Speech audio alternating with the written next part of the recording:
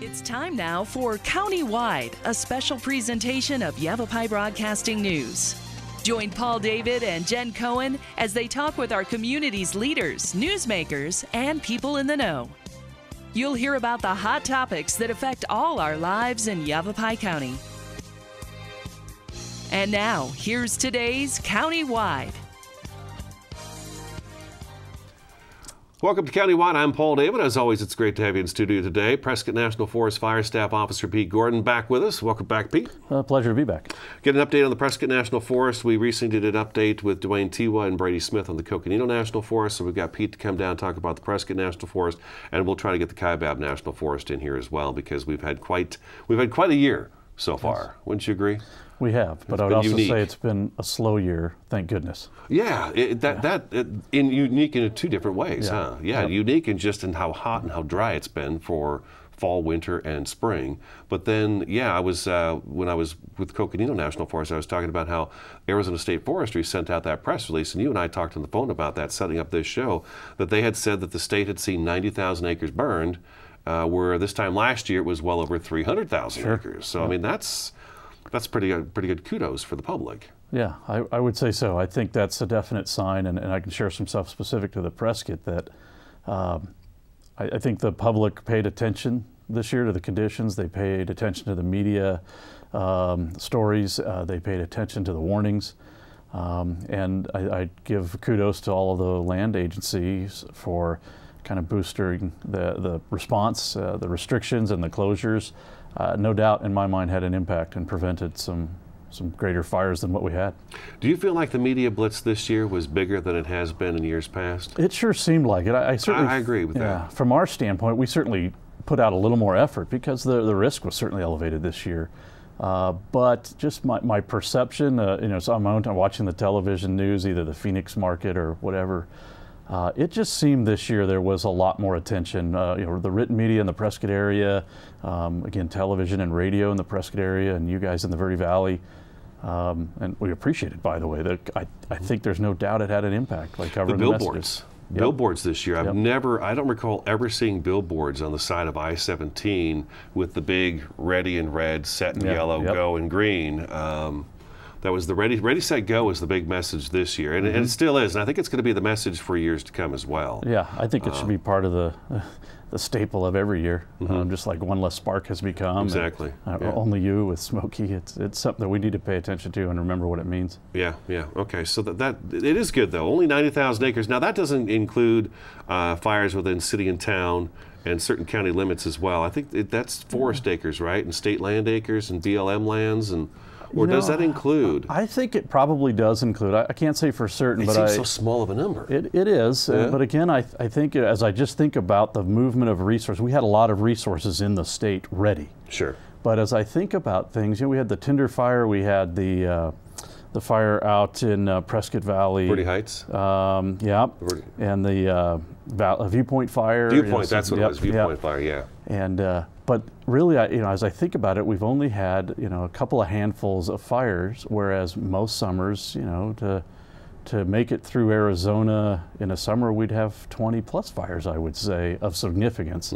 Hundreds usually, but of significance in the 20s probably, and I can't count that many this year.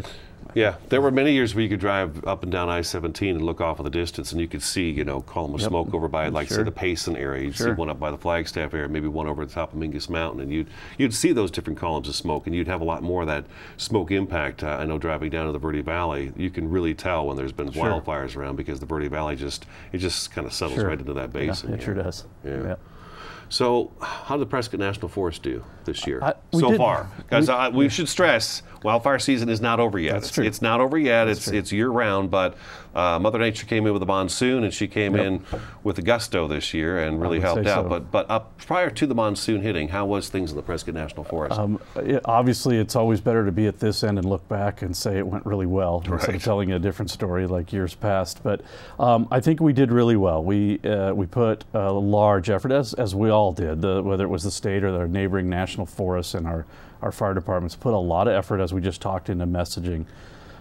As a result, we had 27 human-caused fires for the year. Now, not all of those occurred under restrictions, but most of them occurred in that key season for about 330 acres total. Not a very big number, but even more dramatic is of the 330 acres, about 200 and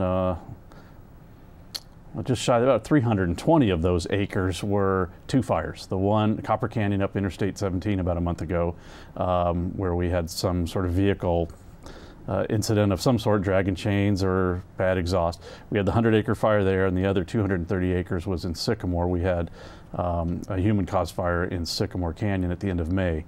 The rest, the other 25 fires, was only 11 acres, and I think just about all of those were roadside. So we did really well as far as preventing and enforcing restrictions, closures, illegal campfires in the forest. And of course, certainly as support our partners. I brought a few numbers with me. The total count for illegal campfires during restrictions was only 54 entire summer. We made good use of partners and brought in extra resources.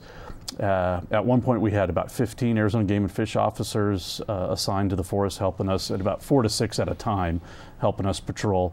And from their stats alone, those officers were contacting up to 300 plus people a week across the forest. And no doubt that that had an impact. On top of that, of course, we had about 9 additional Forest Service prevention officers on top of our Prescott employees. We had extra fire engines here. Yavapai County Sheriffs helped us with the Jeep posse, their 4x4 posse. They were out on weekends helping spread the message and just letting us know if they saw anything of concern. And no doubt it had an impact. I'll leave you a final statement, I suppose, on how well I think we did. You know, it certainly costs money. I think I shared that in the spring when you had me on, that when we go into restrictions and closures, it's an expense to the taxpayers' money. But in this case this year, we've probably spent, this right now is about an estimate, about $1.2 million, $1 million to $1.2 million we spent in both severity, which is with the elevated risk, we always bring in extra resources for severity. When we get into restrictions and closures, we also bring in extra enforcement for that as well. So the combined maybe 1 to 1.2 million. But you compare that to one Goodwin fire, which was almost 14 million last year. It's a good investment. That's what I was going to say. In years past, I mean, we see these wildfires that hit, and wildfire. I mean, yeah. Millions upon millions of dollars. But like you said, the Goodwin fire, about $14 million. It seems to me it's cheaper to go into some restrictions, maybe these partial closures, and I want to talk to you about that after the break, about why you picked that one area of the Bradshaws to go into partial closure. But to bring in all these resources to come in and patrol and monitor and remind people and do all that great stuff, it's a little over $1 million as opposed to one fire, which is $14 million. So it seems to me like it just pays off in the long run. It's a lot less money. Yeah, no doubt that we've prevented at least one Goodwin-like fire this year, no doubt, if not a couple on this forest. And then you multiply that times all the forests in the region, in the state, and state land, and all the efforts we've made. No doubt, you can't prove the negative, but I have no doubt we've prevented several. Even though a few happened, we've prevented several, and maybe after the break I'd be happy to talk about that, the effectiveness of restrictions. They're not foolproof, and they don't always work out like this, but certainly restrictions is a good investment. Okay, let's take our first break. Prescott National Forest Fire Staff Officer Pete Gordon in studio today. This is Countywide. Stick around. We'll be back in just a couple minutes.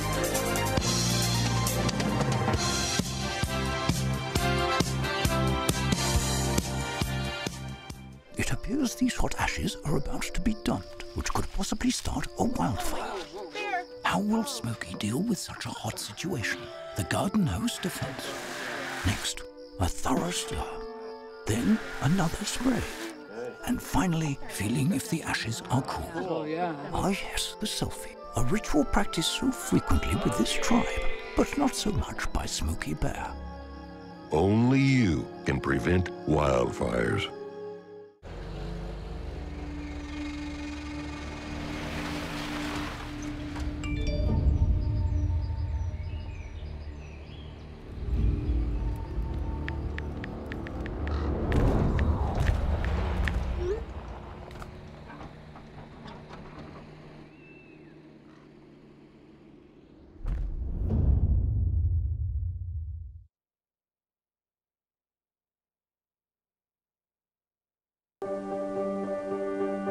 Being prepared is a part of who you are. But it's especially important in the case of a disaster. Be informed about possible emergencies in your area. Make a plan that covers where you'll go in an emergency. Build a kit with the things you need to survive. There's no one more capable of planning for your situation than you. Start your plan today. Go to ready.gov/myplan.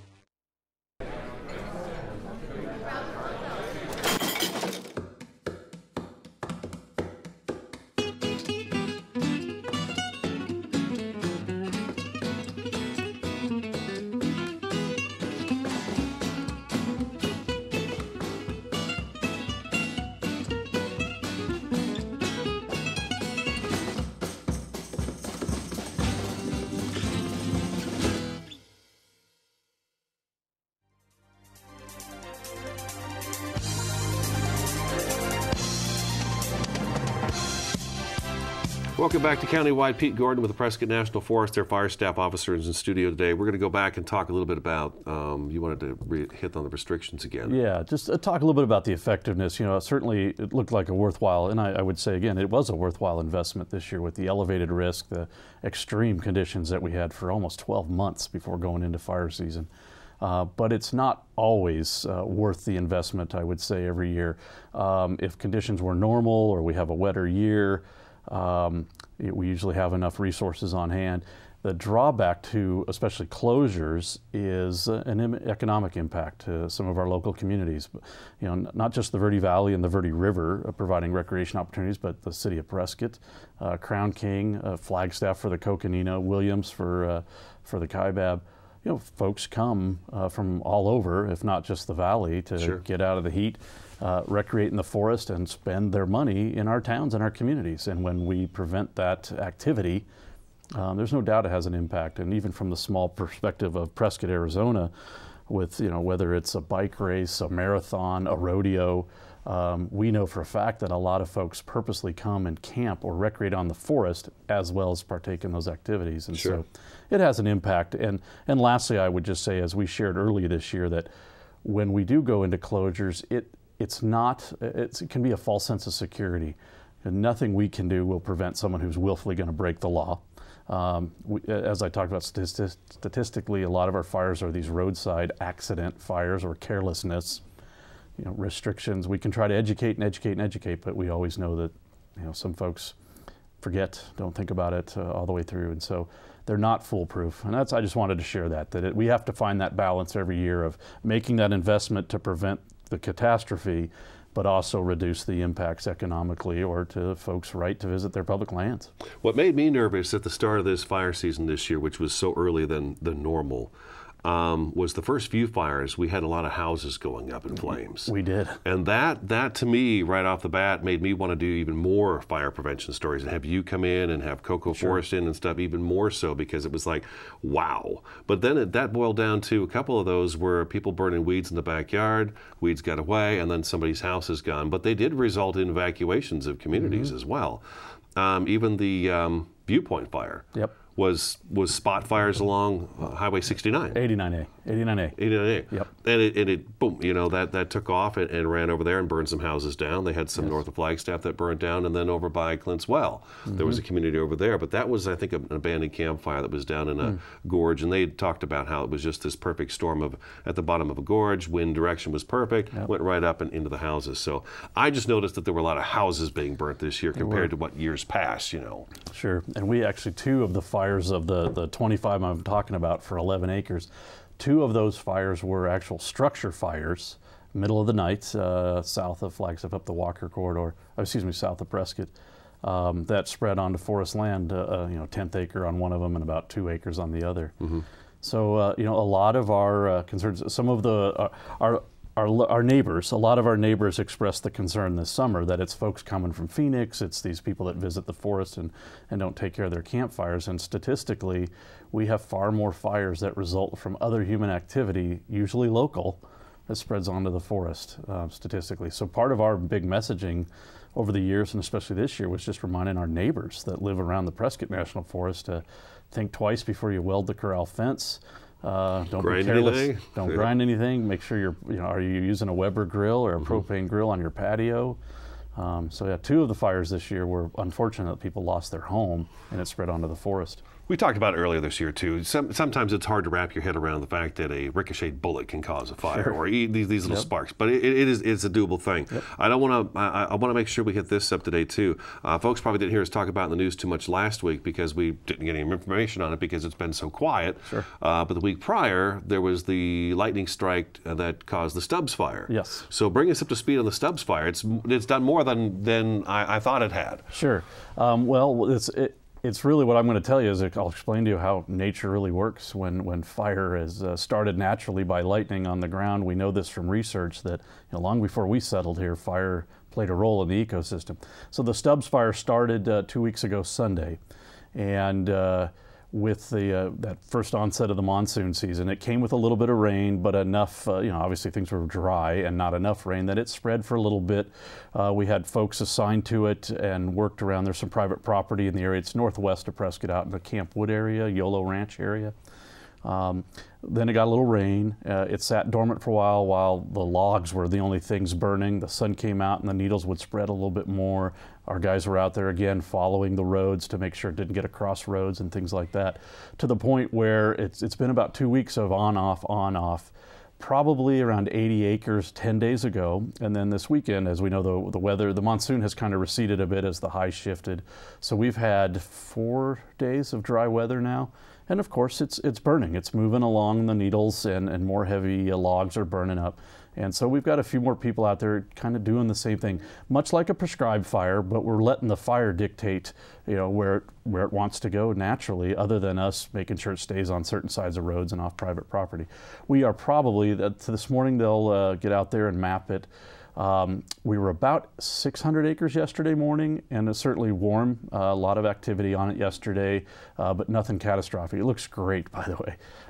We're probably around 800 acres, I would say, today. And what I was telling you off camera earlier, I've been out there about 4 times in the last 2 weeks, and between Friday of last week and yesterday, there's a fine layer of grass on about the first 30 acres that burned 2 weeks ago. Beautiful green grass. The guys have seen elk and deer out there feeding on it when they get there in the morning. It's doing exactly what Mother Nature wants and what we've needed for a while. All right, so we need more of those to happen. I know Kaibab National Forest has a couple in the Tucson Ranger District. They're very small as well. They had a few last week as well. Let's hit this up. You got about a minute and a half to talk about this. The monsoon came in different this year. Arizona's so strange about the weather. It's just amazing how it happens around here. But the monsoon did come in very beneficial right off the bat. Yeah, I would say so. Typically, what we've always expected, and I think what we've typically seen, the data may show otherwise. Maybe there's more a consistent pattern than we think. But it seems to me in my career, we always have about a week, maybe 10 days, sometimes a little longer, of dry lightning. The monsoon moisture, we wait for the dew points to build and the heat to build up. We see the clouds, we get the lightning, but not enough moisture coming from central Mexico. This year, I think it was about 2.5 weeks ago, it was a Friday, our first set of storms on the forest hit this northern area that I'm talking about near the Stubbs fire. And I think we got 2/10 to 3/10 of an inch over the weekend. And then it started spreading a little more north and over Prescott Basin itself. I'd say within the first week we had upwards of 1.5 to 2 inches of rain. And ordinarily as you may recall in years past when we do restrictions, we don't just turn them off the minute it rains. We wait to see a widespread rain. Usually a couple of weeks. Yeah, and this time it didn't happen. It was literally from 1 week to, literally on a Friday I'm talking about extreme fire danger. And the next Friday restrictions have been lifted almost across the entire national forest. We have to take a break. Prescott National Forest Fire Staff Officer Pete Gordon in studio today. This is Countywide. We'll be back in just a couple minutes.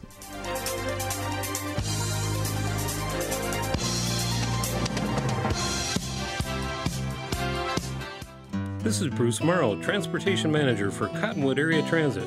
Remember, we cover the entire Verde Valley and Sedona. Cottonwood Area Transit has you covered wherever you want to ride in the Verde Valley, all day, every day. Take Cottonwood Area Transit through Clarkdale, Verde Village, and from 26 locations in Cottonwood. With Verde Links, it's a quick and easy trip to Sedona every day.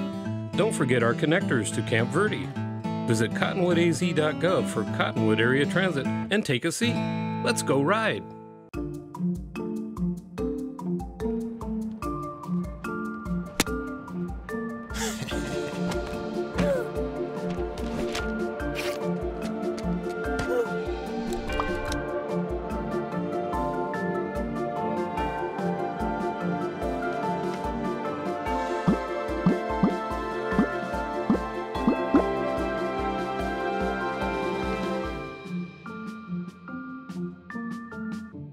What to expect when you're expecting. Like here?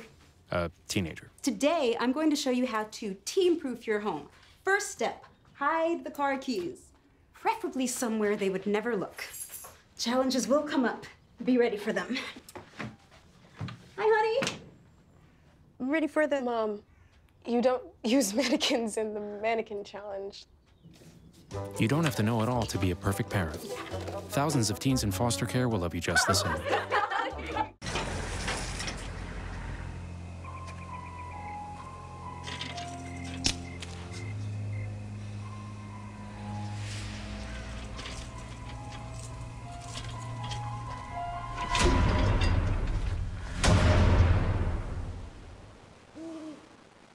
If you don't fix them, sparks from dragging tow chains could cause a wildfire, and that could be scary.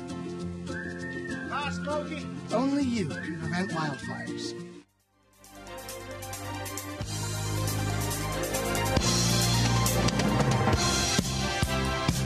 Welcome back to Countywide. Just a few minutes left in the program. A couple of things we want to punch list real quick.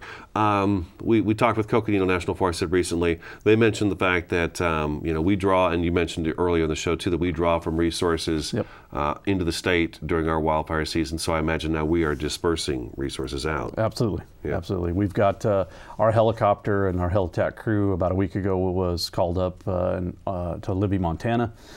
We have a fire engine in Southern Oregon.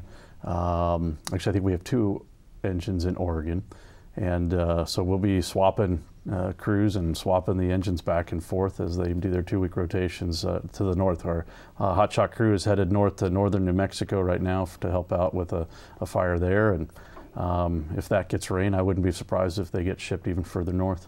When does that kind of calm down between us sharing with the north and the north sharing with us? Because they're done pretty much sharing with us, unless of course we have some kind of bizarre dry spell that hits and we need them back. But when does that kind of fade away? September, October? I would say typically mid-September to end of September. It really varies. And last year the Northwest saw a pretty extreme fire season, so did the Northern Rockies. So it went well into September until they start seeing a cool enough temperature to even get snow at the high elevation.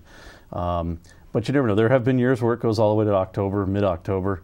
But typically, I think you're right, about mid-September to end September. At least a couple months left. Yeah. At least a couple months left. Okay. And then prescribed burning. I noticed that, again, we went from extreme fire danger, don't do anything, sparks, cigarettes, all that stuff, to fire restrictions gone, and everybody's jumped right back on that. Let's get some of this prescribed burning done. Sure. Yeah. It may seem contrary, but it really isn't. As we just talked about, the conditions can change literally overnight. Obviously very extreme this year, and it took a couple of days of rain, like we said, to really want to lift restrictions. But the fact of the matter is there is so much work to be done that we need to take advantage of every window of opportunity. And when we get those windows of opportunity in the summer, we do it. Now, obviously, we put a lot of science to that, and we're monitoring the weather, we're monitoring the fuel and ground conditions, and we'll be very deliberate in how much or what type of burning we do. For example, some of our recent burns have been just the piles. We're not out burning underneath the pine trees quite yet in the Prescott Basin. Still a little too dry, but the area where the Stubbs fire is, it's doing it on its own, very low key with the high humidities and intermittent rains.